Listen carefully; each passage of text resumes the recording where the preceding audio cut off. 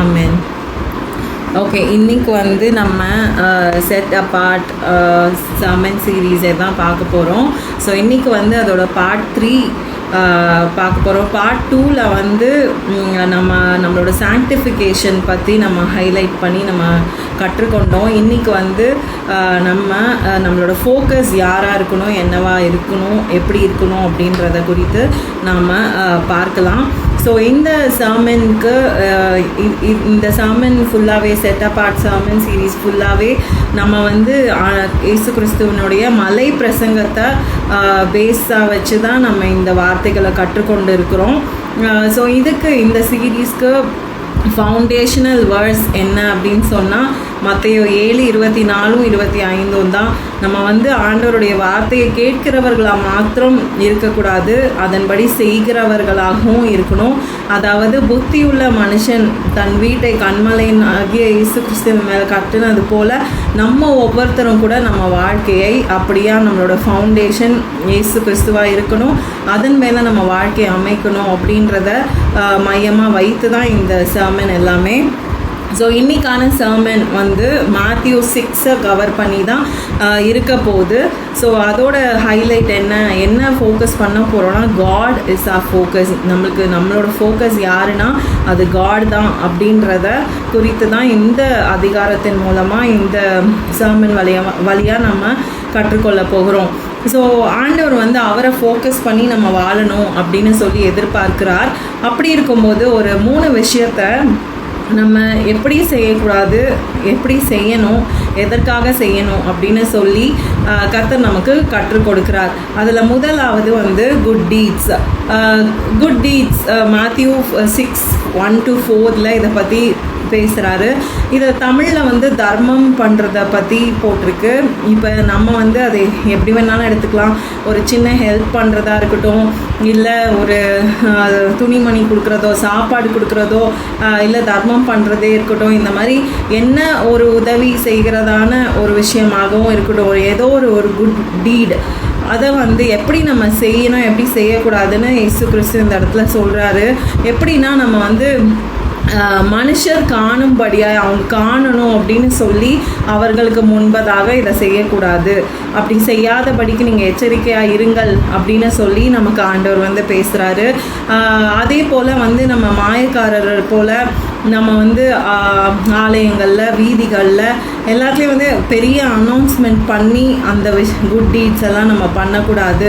அப்படி நம்ம பண்ணணும்னா நம்மளுக்கும் ஆண்டவருக்கும் அதில் எந்த ஒரு சம்மந்தமும் இல்லை, நம்ம வந்து அதில் நம்மளுக்கு எந்த பலனும் இல்லை அப்படின்றத குறித்து தான் இயேசு கிறிஸ்து நமக்கு கற்றுக் கொடுக்குறாரு. அப்போ நம்ம எப்படி தர்மம் பண்ணணும் அப்படின்னு சொன்னால், நம்மளோட குட் டீட்ஸ் எப்படி இருக்கணும்னா ரொம்ப அந்தரங்கமாக இருக்கணும். எந்த அளவுக்குனா நம்மளோட வலது கை செய்கிறது நம்ம இடது கைக்கு தெரியக்கூடாது, அந்த அளவுக்கு ரொம்ப சீக்ரெட்டாக அதை நம்ம செய்யணும் அப்படின்னு சொல்லி ஆண்டவர் எதிர்பார்க்கிறார். அப்படி நம்ம அதை செய்யும் பொழுது அதுக்கு வந்து பிதா நமக்கு பலன் அளிக்கிறவராக இருக்கிறார். அந்தரங்கத்தில் பார்க்கிற உன் பிதா தாமே உனக்கு வெளியரங்கமாய் பலன் அளிப்பார். அப்போ எந்த ஒரு குட் டீட்ஸை செய்ய முற்பட்டாலும் அதை நம்ம ரொம்ப ரொம்ப சீக்ரெட்டாக வெறுமனே அதை பிதாவுக்கும் நமக்குமா அதை வைத்து நம்ம ஃபோக்கஸ் எல்லாம் ஆண்டவர் மேலே மட்டும் வைத்து நம்ம இன்டென்ஷன் நம்மளோட எதுக்காக அதை செய்கிறோம் அப்படின்னா அதை கர்த்தருக்காக செய்கிறோம் அப்படின்ற ஒரே இன்டென்ஷனை கொண்டு நம்ம அதை செய்யணும். அதை பிதா பார்த்து நமக்கு அதுக்கான பலனை தருவார். அடுத்ததாக வந்து என்னன்னா, ஜெபம் பண்ணும்போது when you pray, அதையும் ஆண்டவர் வந்து மனுஷன் காணும்படியாக நீ செய்யாதன்னு சொல்கிறாரு. மாயக்காரரை போல் நீ அங்கேருந்து ஜோம் பண்ணுற, வீதிகள்லேருந்து ஜோம் பண்ண, சந்திகள்லேருந்து ஜோம் பண்ணுற, இப்படி சொல்லி விரும்பாத. அப்படி நீ செஞ்சனா அதோட பலனை நீ அடைஞ்சு தீர்ந்துட்ட, அவ்வளோதான். அதுக்கப்புறம் நம்ம ஆண்டவர்கிட்ட இப்படிலாம் நான் செஞ்சேனேன்னு சொல்லிட்டு அதுக்கு ஒரு பலனை எதிர்பார்த்தோன்னா அதுக்கு நமக்கு கிடைக்காது. அதே போல் அந்நியானிகளை போலையும் நம்ம வீண் வார்த்தைகளை சொல்லி நம்ம ஜெபிக்கணும் அப்படின்றது இல்லை. ஆண்டவர் சொல்கிறாரு, அவங்களாம் அதிக வசனிப்புனால நம்மளோட ஜெபம் கேட்கப்படும் நினைக்கிறாங்க, ஆனால் நீங்கள் வந்து அதன் மாதிரி செய்யாதிருங்கள் அப்படின்னு சொல்லி ஆண்டவர் சொல்கிறாரு. அப்போ எப்படி ஜெபிக்கணும் அப்படின்னு சொன்னால், நம்மளோட அறை வீட்டுக்குள் பிரவேசித்து நம்மளோட கதவை பூட்டி அந்தரங்கத்தில் இருக்கிற உன் பிதாவை நோக்கி ஜெபம் பண்ணு. அப்பொழுது அந்தரங்கத்தில் பார்க்குற உன் பிதா வெளியரங்கமாக எனக்கு பலன் அளிப்பார். ஸோ அந்த சீக்ரெட் பிளேஸ்க்குள்ளே தான் நம்ம போய் ஜெபிக்கணும். மனிதர்கள் முன்பதாக நம்ம இப்படி ஜோம் பண்ண அப்படி ஜோம் பண்ண எவ்வளோ வாசனங்களையும் வார்த்தைகளையும் சொல்லி ஜோம் பண்ண அப்படி கிடையாது. ஆண்டவர் சொல்கிற சீக்ரெட் பிளேஸ் அங்கே அவரும் கர்த்தரும் நம்மளும் தான் இருக்கிறோம். அந்த மாதிரி ஒரு இடத்துல வந்து நீ ஜோம் பண்ணு. அப்படி ஜோம் பண்ணும்போது அதுக்கான பலனை நீ வந்து வெளியரங்கமாக பார்ப்ப அப்படின்னு சொல்லி நமக்கு சொல்கிறார். அப்போனா வெளியிலலாம் ப்ரேயரை பண்ணக்கூடாதா அப்படின்றது இல்லை. நம்மளுக்கு வந்து வெளியில் ப்ரே பண்ண வேண்டிய சூழ்நிலை வரலாம், ஹாஸ்பிட்டல்ஸில் ப்ரே பண்ண வேண்டிய சூழ்நிலை வரலாம். ஆனால் நம்ம இருதயத்தில் நம்மளோட என்ன ஃபோக்கஸாக இருக்கும், நம்ம எதுக்காக இதை செய்கிறோம் அப்படின்றது நம்ம தெரிஞ்சுக்கணும். ஆண்டவரோட நாம மகிமைக்காக அவரே மையமாய் வைத்து அந்த காரியத்தை செய்கிறவர்களாக ஒரு ஜெபம் பண்ணணுன்னாலும் அதில் ஆண்டவர் இருக்கணும். அப்படி நம்ம நினைத்து நம்ம ஜெபிக்க பழகி கொள்ள வேண்டும். அடுத்ததாக ஃபாஸ்டிங். ஸோ மூன்றாவதாக ஃபாஸ்டிங்கை குறித்து ஆண்டவர் சொல்கிறார். இதுவும் வந்து மனுஷர்கள் பார்க்கும்படியாய் நம்ம செய்யக்கூடாது அப்படின்னு சொல்லி ஆண்டவர் சொல்கிறாரு. அதாவது முகவாடலாம் இருக்காதீங்க. நான் உபவாசிக்கிறேன்னு சொல்லிட்டு முகவாடலாம் இருந்து எல்லாருக்கும் தெரிகிற மாதிரி நான் வந்து ஃபாஸ்ட் பண்ணி ஜோம் பண்ணிகிட்ருக்கேன் அப்படின்னு தெரிகிற மாதிரி வந்து உங்கள் முகங்களை வாட பண்ணாதீங்க. அப்படி நீங்கள் செஞ்சீங்கன்னா அதில் அவ்வளோதான், அதோட அந்த பலன் முடிஞ்சு போச்சு. அதுக்கு மேலே நம்ம ஆண்டவர்கிட்ட எதையுமே எதிர்பார்க்க முடியாது. யோசிச்சு பாருங்கள், இப்போ நம்ம ஒரு சாப்பாடை நம்ம மிஸ் பண்ணிவிட்டு நம்ம வந்து ஒரு சாக்ரிஃபைஸ் பண்ணி நம்ம வந்து ஜெபிக்கிறோம். ஒரு விஷயம் எப்போ உபவாசம் இருந்து ஜெபிப்போம், கட்டாயம் அதுக்கு பதில் வேணும் ஆண்டவர்கிட்ட இருந்து அப்படின்னு சொல்கிற ஒரு விஷயத்துக்கு நம்ம உபவாசித்து ஜோம் பண்ணுவோம். ஆனால் அப்படி நம்ம ஜோம் பண்ணி அதில் நம்மளுக்கு பலனே வராது அப்படின்னு சொன்னால் அது பண்ணுறதுக்கு பண்ணாமலே இருக்கலாம் இல்லையா? அப்போ எப்படி நம்ம உபவாசித்து ஜோம் பண்ணணும் அப்படின்னு சொன்னால் அதையும் ஆண்டவர் சொல்லி கொடுக்குறாரு. நீயும் உபவாசிக்கும் பொழுது அந்த உபவாசம் மனுஷர்களுக்கு காணப்படாமல் அந்தரங்கத்தில் இருக்கிற உன் பிதாவுக்கே காணப்படும்படியாக உன் தலைக்கு எண்ணெய் பூசி உன் முகத்தை கழுவு. அப்பொழுது அந்தரங்கத்தில் பார்க்கிற உன் பிதா தாமே உனக்கு வெளியரங்கமாய் பலனளிப்பார். அப்போ அதாவது நம்ம நம்ம வந்து உபவாசிக்கிறோம் அப்படின்னு சொல்லிட்டு நம்ம நம்ம வந்து முகவாடெல்லாம் ஆண்டவர்கிட்ட போகணுன்னு அவசியம் இல்லை. நம்ம வந்து ஃப்ரெஷ்ஷாக ஆண்டவர்கிட்ட போகணும். ஒரு நாள் உபவாசம் பண்ணி ஜோம் பண்ண போகிறோன்னா அன்றைக்கி தான் ரொம்பவே ஃப்ரெஷ்ஷாக இருக்கணும். அந்தளவுக்கு நம்ம வந்து நம்ம உபவாசிக்கிறது பிதாக்கு தெரியும்படியாய் அவருக்கு காணப்படும்படியாய் நம்ம வந்து அந்த உபவாசிக்கிற ஜெபத்தை நம்ம செய்யணும் அப்படின்னு சொல்லி நமக்கு ஆண்டவர் சொல்லி கொடுக்குறார்.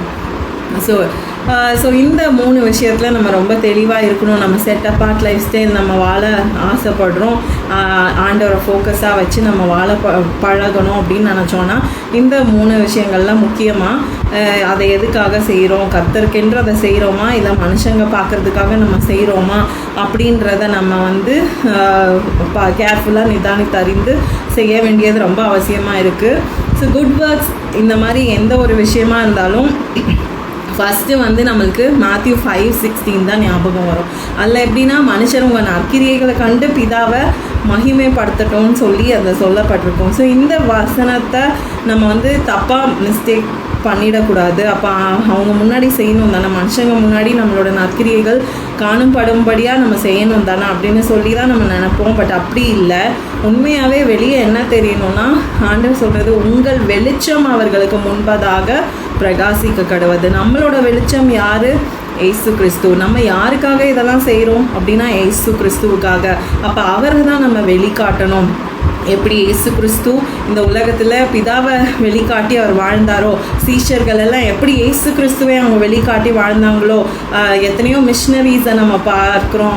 அவங்களோட வாழ்க்கை வரலாறெல்லாம் கேள்விப்படுறோம். எப்படி அவங்க ஏசு கிறிஸ்துவை தன்னை தாழ்த்தி அவங்க ஏசு கிறிஸ்துவை அவங்களுக்குள்ள இந்த வெளிச்சத்தை அவங்க மற்றவங்களுக்கு முன்பதாக பிரகாசிக்க பண்ணாங்களோ, அது போல தான் நம்மளும் நம்மளோட குட் டீட்ஸை செய்யும் பொழுது நம்மளோட லைட்டை தான் நம்ம ஷைன் பண்ணணும். ஜீசஸை தான் நம்ம வெளிக்காட்டணும். எப்படி நம்ம வெளிக்காட்டுவோம் அப்படின்னா fruit and gift of the holy spirit வழியாக தான் நம்ம அதை வெளிக்காட்ட முடியும். ஒரு விஷயத்தை நம்ம செய்கிறோம் அப்படின்னு சொன்னால் அதில் ஆவியின் கனிகள் காணப்படணும், ஆவியின் வரங்கள் காணப்படணும். அதில் யாருனால இவங்க இப்படி இருக்கிறாங்க அப்படின்றது மனிதர்களுக்கு தெரியணும். அது இயேசு கிறிஸ்துவால் தான் இப்படி இருக்க முடியும் அப்படின்றது, அதை தான் நம்ம வெளியே காட்டணுமே தவிர வெளிப்புறமான அடையாளங்களை நம்ம இது பண்ணணும்னு அவசியம் இல்லை. அதை போஸ்ட் பண்ணி காட்டணும், தன் பேரை காட்டணும் அப்படின்றது நமக்கு அவசியமே இல்லாத ஒன்று. அதனால் நம்ம ஒரு ஜெபம் பண்ணுறதோ, குட் டீட்ஸ் பண்ணுறதோ, உபவாசிக்கிறதோ இதெல்லாம் நம்ம செய்யும் பொழுது வெளிக்காட்ட வேண்டியது இயேசு கிறிஸ்துவை மாத்திரம்தான். அதில் நம்ம ஜாக்கிரதையாக இருக்க வேண்டும். இதிலேயே இயேசு கிறிஸ்து மத்தேயு 6வது அதிகாரத்தில் நம்ம எப்படி ஜெபம் பண்ணணும் அப்படின்னு சொல்லி நமக்கு ஒரு பேட்டர்னை நமக்கு சொல்லி தர்றதை பார்க்குறோம். அதை தான் நம்ம லார்ட்ஸ் ப்ரேயராக எவ்ரிடே நம்ம அதை சொல்லுவோம். மனப்பாடமாக படித்து நம்ம அதை சொல்லிகிட்டு இருப்போம். ஆனால் நம்ம அதை எப்படி வாழ்க்கையில் அதை அப்ளை பண்ணலாம் அப்படின்றத குறித்தும் நம்ம இன்றைக்கி படிக்கலாம். ஸோ இதை நான் ஒரு ஸ்டெப்ஸாக பிரிச்சிருக்கேன்.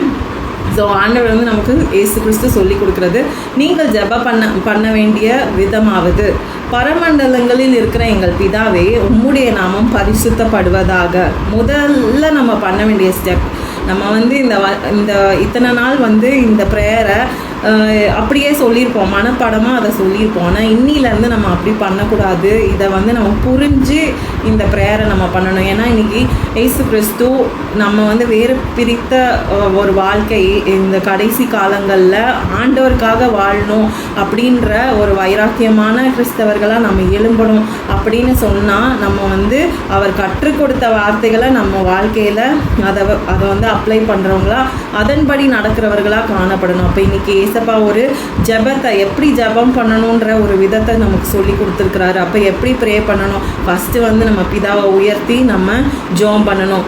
உம்முடைய நாமம் பரிசுத்தப்படுவதாக. யோசிச்சு பாருங்க, பிதா பரிசுத்தர், he is holy, he is worthy to be praised. ஆனால் அவருடைய நாமம் பரிசுத்தப்படுவதாக அப்படின்னு சொல்லி முதலாவது நம்ம ஜெபிக்கணும் அப்படின்னு சொன்னால், நம்ம ஒவ்வொருத்தரும் நம்மளுடைய இன்னர் லைஃப், நம்மளோட பர்சனல் லைஃபாக இருக்கட்டும், நம்மளோட குடும்பமாக இருக்கட்டும், நம்மளோட பிள்ளைகளாக இருக்கட்டும், நம்மளோட ஒர்க் பிளேஸாக இருக்கட்டும், எல்லா இடத்துலையும் ஆண்டவருடைய நாமம் பரிசுத்தப்படணும். அப்படிப்பட்ட ஒரு வாழ்க்கை நம்மளுக்குள்ளே காணப்படணும் அப்படின்றத ஆண்டவர் நம்மக்கிட்ட விரும்புகிறார். இன்றைக்கி ஆண்டவரை நோக்கி காலையில் எழுந்திரிச்சோமா, ஆண்டவரை நோக்கி இந்த ஜெபத்தை பண்ணும் பொழுது, ஆண்டவரே என்னுடைய வாழ்க்கையில் உங்கள் நாமம் பரிசுத்தப்படுவதாக, என்னுடைய வார்த்தையில் உங்கள் நாமம் பரிசுத்தப்படுவதாக, என்னுடைய சிந்தனையில் உங்கள் நாமம் பரிசுத்தப்படுவதாக அப்படின்னு சொல்லி நம்ம யோசித்து அதை சிந்தித்து அதை உணர்ந்து நம்ம ஜெபிக்கிறவர்களாக நம்ம காணப்பட வேண்டும். அப்படி இருக்கும் பொழுது நிச்சயமாகவே நம்மளுடைய வாழ்க்கையில் கர்த்தருடைய நாமம் பரிசுத்தப்படும். அடுத்ததாவது அவருடைய சித்தத்தை நம்ம வாழ்க்கையில் நிறைவேறணும்னு சொல்லி நம்ம ஜெபிக்கணும். உம்முடைய ராஜ்யம் வருவதாக, உம்முடைய சித்தம் பரமண்டலத்திலே செய்யப்படுகிறது போல பூமியிலேயும் செய்யப்படுவதாக அப்படின்னு சொல்லி நம்ம ஜெபிக்கணும். அவருடைய ராஜ்யம் வரணும். யோசிச்சு பாருங்க, ஹெவன் ஆன் எர்த் அப்படின்றத நம்ம எல்லாரும் விரும்புகிறோம். அப்படி ஒரு நாள் வரப்போகிறது. இன்னைக்கு யோசிச்சு பாருங்க, ஹெவன்ல எல்லாமே ஆர்டர்லியாக நடக்கும். ஆண்டவர் என்ன கட்டளையிட்டாரோ, அவர் என்ன சித்தம் கொண்டிருக்கிறாரோ, ஒரு சின்ன மாற்றம் கூட இருக்காது. ரொம்ப பர்ஃபெக்டாக அங்கே நடந்துட்டுருக்கோம். அதில் அவ்வளோ சந்தோஷம், அதில் அவ்வளோ சமாதானம் இருக்குது. இன்றைக்கி உலக வாழ்க்கை, உலகத்தில் எப்படி இருக்குது? எல்லாமே டிஸ்ஆர்டர்லி, எல்லாமே தாறுமாறாக, ரொம்ப டிசிப்ளினே இல்லாமல் எப்படியோ போயிட்டுருக்கு. ஆனால் நம்ம ஜெபிக்க வேண்டியது, ஆண்டவரே என்னோடய வாழ்க்கையில் உங்கள் ராஜ்யம் வருவதாக, உங்கள் சித்தம் நிறைவேறட்டும். ஆண்டவரே உங்களுடைய தீர்மானங்கள் எங்கள் வாழ்க்கையில், என் பிள்ளைகளுடைய வாழ்க்கையில், எங்களோட ஒர்க் பிளேஸில், எங்கள் வீட்டில், எங்கள் குடும்பத்துக்குள்ளே நிறைவேறட்டும் ஆண்டவரே அப்படின்னு சொல்லி அவருடைய சித்தத்திற்காக நம்ம ஜெபிக்க வேண்டும். எங்களுக்கு வேண்டிய ஆகாரத்தை இன்று தாரும் அப்படின்னு சொல்லி நம்ம ஜெபிக்கணும். அது ஆகாரம் என்று சொல்லும் பொழுது நம்ம வெறுமனே பூமிக்குரிய ஆகாரம் ஃபிசிக்கல் ஃபுட்டை மட்டும் நம்ம யோசிக்க முடியாது. இதில் மெயினாக ஸ்பிரிச்சுவலாக நம்ம யோசித்து ஆண்டவர்கிட்ட கேட்கணும். ஒவ்வொரு நாளும் ஆண்டவர் பார்க்கும்போது, ஆண்டவரே இன்னைக்கு உங்களோட அந்த ஆவிக்குரிய மன்னாவை எனக்கு தாங்கப்பா, இந்த வார்த்தை இல்லாமல் நான் போக முடியாது, இந்த வார்த்தை இல்லாமல் நான் ஜீவிக்க முடியாது, இன்னைக்கு எனக்கு என்ன வார்த்தை வச்சுருக்கீங்க அப்படின்னு சொல்லி நம்ம கேட்டு அதை பெற்றுக்கொண்டு அதன்படி நம்ம வாழ்க்கையை இந்த நாளில் எனக்கு இந்த வார்த்தை ஆண்டவர் கொடுத்துருக்கிறாரு, இதை வைத்து தான் இன்னைக்கு நான் வாழ போகிறேன்னு சொல்லி அப்படி ஆண்டவர் இடத்துல ஆவிக்குரிய மன்னாவை பெற்று அவருடைய வார்த்தையை பெற்று வாழுகிற ஒரு வாழ்க்கை நம்ம வாழணும். அப்படி எங்களுக்கு தாங்கப்பான்னு சொல்லி நம்ம கேட்டு ஜெபித்து வாழுகிற ஒரு ஜெனரேஷனாக எழும்பணும். அடுத்ததா, எங்கள் கடனாளிகளுக்கு நாங்கள் மன்னிக்கிறது போல எங்கள் கடன்களை எங்களுக்கு மன்னியும். இதை சொல்லும் பொழுதே, இதை ஜெபிக்கும் பொழுதே நம்ம இருதயத்தில் ஒரு தீர்மானம் பண்ணிக்கணும். இன்றைக்கி எனக்கு எதிராக எவன் எழும்பினாலும் சரி, யார் குற்றம் பண்ணாலும் சரி, நான் மன்னிக்க போகிறேன் அப்படின்ற ஒரு டிசிஷனை நம்ம ஹார்ட்டில் அப்போவே பண்ணணும். ஆண்டவரே எதுவாக இருந்தாலும் சரி, அது எனக்கு மன்னிக்கவே முடியாத ஒரு விஷயமா இருந்தாலும் பரவாயில்ல, நான் மன்னிக்கிறேன் அப்படின்ற ஆட்டிடியூட் நம்ம இருதயத்தில் க்ரியேட் ஆகணும். எதுக்குன்னா, அப்போ தான் அது போல் என் கடனை தான் எனக்கு மன்னிங்க அப்படின்னு சொல்லி நம்ம ஜெபிக்கிறோம். அப்போ அதை ஒரு பேட்டர்னாக ஆண்டவர் கொடுத்துருக்குறாரு. இன்றைக்கி நம்ம எப்படி மன்னிக்கிறோமோ அப்படி தான் நமக்கு மன்னிப்பு. அதை நம்ம எதிர்பார்த்து நம்ம ஜெபிக்கணும். கடைசியாக, எங்களை சோதனைக்குட்பட பண்ணாமல் தீமையிலிருந்து எங்களை ரட்சித்து கொள்ளும், ராஜ்யமும் வல்லமை மகிமையும் என்றென்றைக்கும் உம்முடையவர்களே என்று நம்ம ஜெபிக்க கற்றுக்கொள்ளும். ஒவ்வொரு நாளுக்கும் ஒவ்வொரு சோதனை உண்டு. அந்த சோதனை நிமித்தம் தீமைகள் நம்ம வாழ்க்கையில் வர நேரிடலாம். ஆனால் ஆண்டவர்கிட்ட முதலையே சொல்லிடணும், ஆண்டவரே இன்னைக்கு என்னை சோதனைக்குட்பட பண்ணாமல் என்னை எல்லா தீமை நின்றும் என்னை ரட்சித்து கொள்ளுங்கப்பா, எனக்கு உம்முடைய ரட்சிப்பு வேணும்னு சொல்லி நம்ம ஜெபிக்க வேண்டும். அதே நேரத்தில் நம்மளுடைய வாழ்க்கையில் என்ன ஒரு மகிமை, என்ன ஒரு வல்லமை எதுவாக இருந்தாலும் அது அவருடையது அப்படின்றதையும் நம்ம அக்னாலேஜ் பண்ணி இது ஜெபிக்க வேண்டும். இந்த பேட்டர்ன் ஆஃப் ப்ரேயரை இயேசு கிறிஸ்து நமக்கு தந்திருக்கிறார். இன்றைக்கி எனக்கு எப்படி ஜெபிக்கணும்னே தெரியலையே, என்ன சொல்லி ஜெபம் பண்ணணும்னே தெரியலையே, வீண் வார்த்தைகள் போடக்கூடாது, மாயக்காரரை போல் ஜெபிக்கக்கூடாது, நான் இப்போ இவ்வளோ நாள் ஜெபம் பண்ண மாதிரியே பண்ணக்கூடாது அப்படின்னா நான் எப்படி ஜெபம் பண்ணணும் அப்படின்னு சொல்லி நினைத்து கொண்டு இருக்கலாம். ஆனால் ஆண்டவர் நமக்கு எப்படி ஜெபிக்க வேண்டும், எப்படி அவரோடு கூட பேச வேண்டும் அப்படின்றத நமக்கு இன்னைக்கு கற்றுத்தந்திருக்கிறார். இதன்படி நம்ம வாழ்கிறதுக்கு நம்ம பழகி கொள்ள வேண்டும். அப்போ இன்றைக்கி காட் தான் என்னோடய ஃபோக்கஸ், காடை தான் நான் மையமாக வச்சுருக்கிறேன், காட் சென்டர்ட் லைஃப் தான் எனக்கு வேணும் அப்படின்னு நம்ம வைராக்கியம் கொண்டு நம்ம எழும்பணும் அப்படின்னு சொன்னால் நம்ம நம்மளை செக் பண்ணணும், நம்ம யாரை சர்வ் பண்ணிகிட்டு இருக்கோம் அப்படின்றத. இயேசு கிறிஸ்து மத்தேயு 6:24 அவர் ரொம்ப தெளிவாக சொல்லிடுறாரு, 2 எஜமான்களுக்கு ஊழியம் செய்ய ஒருவனாலும் கூடாது, ஒருவனை பகைத்து மற்றவனை சிநேகிப்பான், அல்லது ஒருவனை பற்றி கொண்டு மற்றவனை அசட்டை பண்ணுவான், தேவனுக்கும் உலக பொருளுக்கும் ஊழியம் செய்ய உங்களால் கூடாது. அப்போ இன்னைக்கு நம்ம யாரை சர்வ் பண்ணிகிட்டு இருக்கோம் அப்படின்றத யோசிக்கணும். ஒரு காட் சென்டர்ட் லைஃப் எனக்கு வேணும், நான் அப்படி வாழணும்னு ஆசைப்படுறேன் அப்படின்னா இன்றைக்கி நம்ம யாரை சேவித்து கொண்டு இருக்கிறோம்? ஹூம் ஆர் வி சர்விங்? ஆண்டவரை சர்வ் பண்ணுறோமா, இல்லை உலக பொருளை சர்வ் பண்ணுறோமா? இங்கிலீஷில் உலக பொருளுக்கு மணி அப்படின்னு சொல்லி கொடுத்துருக்கு. அப்போ இன்றைக்கி நம்ம யாரை நாடி தேடுறோம், யாரை பின்பற்றுகிறோம்? நம்ம தேவனை பின்பற்றி வாழுகிறோமா, இல்லை பணத்தை பின்பற்றி நம்ம வாழ்ந்து கொண்டிருக்கிறோமா? யாருக்காக ஊழியம் செய்கிறோம், எதற்காக ஊழியம் செய்கிறோம் அப்படின்றத நம்ம செக் பண்ணணும். ஸோ பின்வரும் வசனங்களில் இந்த ஒரு கருத்தை நம்ம இன்னும் தெளிவாக தெரிஞ்சுக்கலாம். நம்ம யாரை ஃபோக்கஸ் பண்ணிகிட்ருக்கோம், யாரை சர்வ் பண்ணிகிட்ருக்கோம் அப்படின்றத நம்ம புரிந்து கொள்ளுகிறதுக்கு ஆண்டவர் கற்றுத்தருவாராக. மத்தேயு 6:19-23 வசனம் வரைக்கும் பார்த்தா 2 உறுப்புகள், சரீர உறுப்புகளை வைத்து ஆண்டவர் நம்ம எதை ஃபோக்கஸ் பண்ணிகிட்ருக்கோம் அப்படின்றத நம்ம கண்டுபிடிச்சிக்கலாம். அதை சொல்லி கொடுக்குறாரு.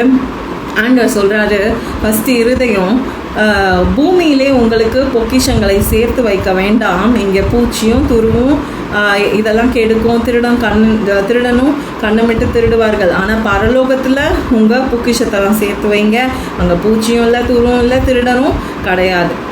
மெயினாக ஆண்டவர் இதில் என்ன சொல்ல வர்றாருன்னா, நம்ம பொக்கிஷம் எங்கே இருக்கோ அங்கே தான் நம்ம இருதயம் இருக்குது. அப்போ இன்றைக்கி நம்ம பொக்கிஷம் எங்கே இருக்குது, நம்ம வந்து சேர்த்து வைக்கக்கூடாது அப்படின்றது இல்லை. பூமியில் அப்போ சொத்தெல்லாம் சேர்த்து வைக்கக்கூடாதா, பணம் சேர்த்து வைக்கக்கூடாதா அப்படின்ட்டு கேட்கக்கூடாது. முக்கியமாக இதில் நம்ம பார்க்க வேண்டியது நம்மளோட இருதயம் எதன் மேலே இருக்குது. பூமி மேலே இருக்கா, பரலோகத்தின் மேலே இருக்கா.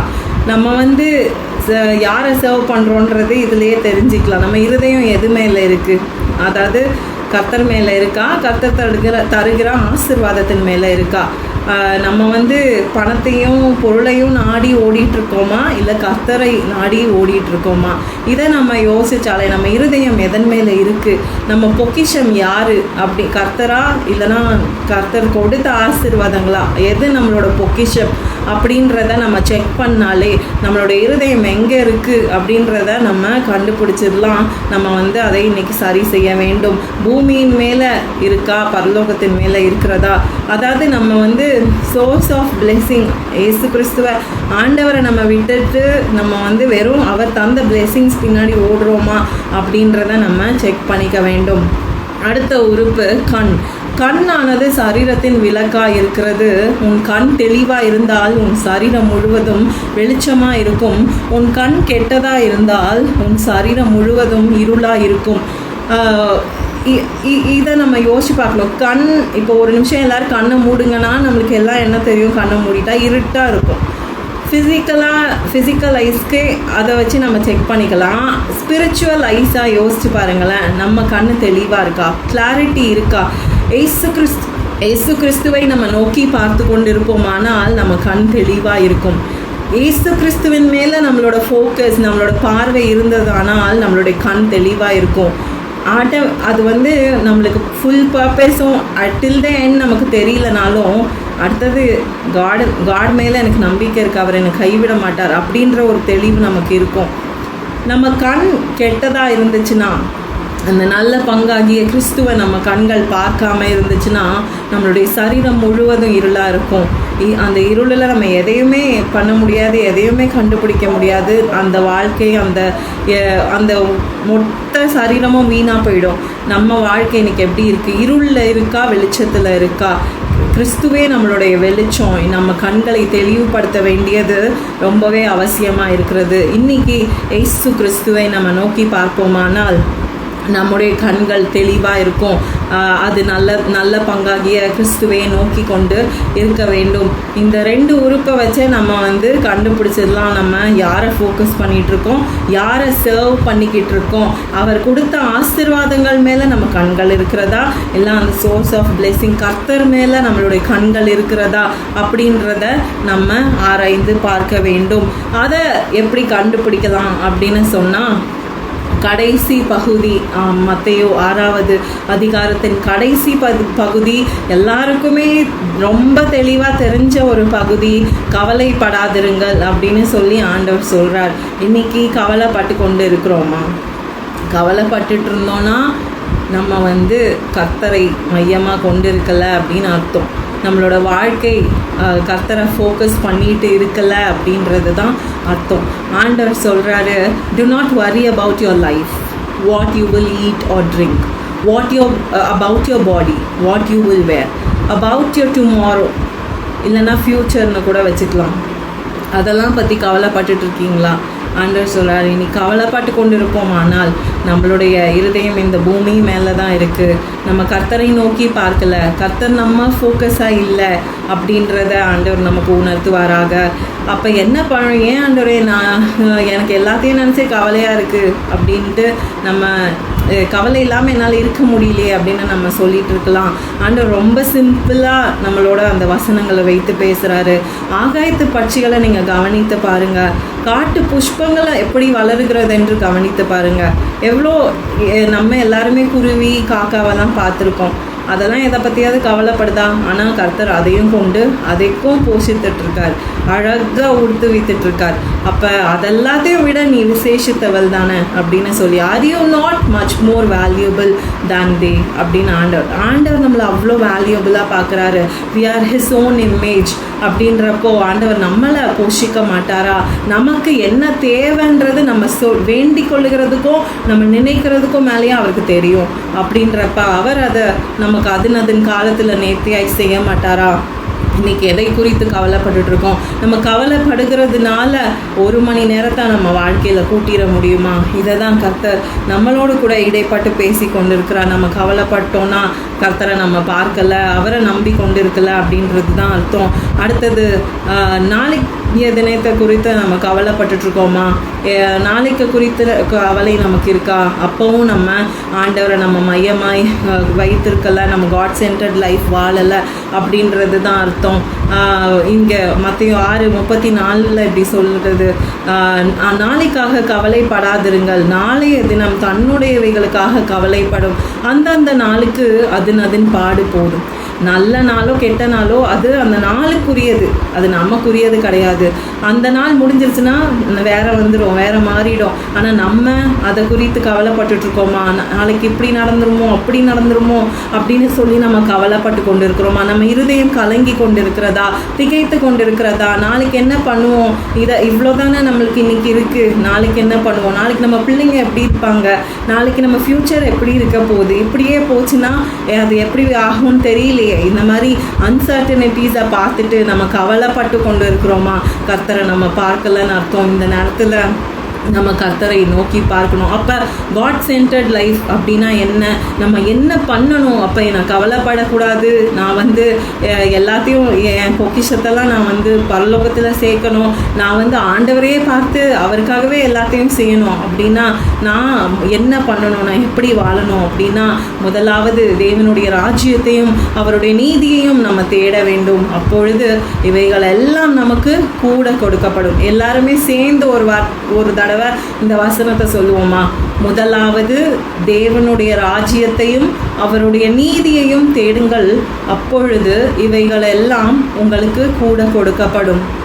அப்போ நம்ம பண்ண வேண்டியது முதல்ல அவருடைய ராஜ்யத்தை தேடணும், அவருடைய நீதியை தேடணும். அவருக்கு நமக்கு என்ன தேவைன்னு தெரியும், அது எல்லாத்தையும் அவர் கூட கொடுப்பார். இன்றைக்கி பண தேவையோடு உட்காந்துருக்கோமா, கூட கொடுப்பார். பொருள் தேவையோட கூட இருக்கோமா, அது எல்லாத்தையும் கூட கொடுப்பார். ஆனால் நம்ம பண்ண வேண்டியது என்ன, அவருடைய ராஜ்யத்தையும் அவருடைய நீதியை தேடணும். எப்படி தேடணும்? ஆண்டவர் கற்றுக் கொடுத்த ஜெபம், அதை நம்ம வாழ்க்கையில் அதை அப்ளை பண்ணணும், அதை நம்ம அப்படியே ஜெபிக்கணும். அந்த பேட்டர்னை நம்ம ஃபாலோ பண்ணி நம்மளோட ஓன் லைஃப்க்கு, நம்மளோட குடும்பத்துக்கு, நம்மளுடைய பிள்ளைகளுக்கு, நம்மளுடைய அலுவலகங்களுக்கு எல்லாத்துக்கும் நம்ம அந்த பேட்டர்னை நம்ம ஃபாலோ பண்ணி, இயேசு கிறிஸ்துவே கற்றுக் கொடுத்த அந்த பேட்டர்னை நம்ம ஃபாலோ பண்ணி ஜெபிக்கணும். அவருடைய ராஜ்யத்தை நம்ம முதலாவது தேடணும். அப்பொழுது இவைகள் எல்லாம் நமக்கு கூட கொடுக்கப்படும். இப்போவும் ஒரு சின்ன இல்லஸ்ட்ரேஷன் சொல்லணும்னு நினைக்கிறேன். ஒரு சின்ன பிள்ளை, அது ஏழை வீட்டு பிள்ளையாகவும் இருக்கட்டும், இல்லை பணக்கார வீட்டு பிள்ளையாகவும் இருக்கட்டும், அதோட தாய் தகப்பனோட அது இருக்குது அப்படின்னு சொன்னால் அதை எது குறித்தாச்சும் கவலைப்படுமா? எனக்கு இது தேவையே, அது தேவையே, எனக்கு இது பண்ணுவாங்களா தெரியல, அது நடக்குமான்னு தெரியல, இப்படின்னு ஏதாவது குறித்து அந்த பிள்ளை கவலைப்படுமா? இன்றைக்கி நம்ம அதே போல தான், பரமபிதா நம்மளோடு இருக்கிறார். இந்த உலகத்தில் நம்ம கேட்டு நம்ம இங்கே வரல, இயேசு கிறிஸ்து கர்த்தர் இதை சித்தம் கொண்டனால நம்ம இன்றைக்கி ஜீவனோடு இருக்கிறோம். இவ்வளோ காலகட்டங்கள் நம்ம வாழ்ந்து கொண்டு இருக்கிறோம், நல்ல சுகம் பலம். இன்றைக்கி நம்ம பிளான்ஸ்னால நம்ம இன்றைக்கி இப்படி வந்துட்டோம் அப்படின்னு சொல்லணும்னா சொல்ல முடியாது. இன்றைக்கி நம்ம பிளான்ஸ் படினா அதனால் நம்ம இருந்திருக்க கூட மாட்டோம். ஆனால் கர்த்தருடைய பிளான் படி நம்ம தாட்ஸை விடையும் அவரோட தாட்ஸ் ஹையராக இருக்குன்னு வசனம் சொல்லுகிறது. அப்படி ஒரு நல்ல தேவன் நம்மளோடு கூட இருக்கும் பொழுது அந்த சின்ன பிள்ளை போல் நம்ம சந்தோஷமாக கவலையே இல்லாமல் அப்பா இருக்கார், ஏசப்பா இருக்கார், எல்லாவற்றையும் பார்த்து கொள்வாருன்ற ஒரு நம்பிக்கையோடு வாழுகிற ஒரு ஜெனரேஷனாக நம்ம காணப்பட வேண்டும்.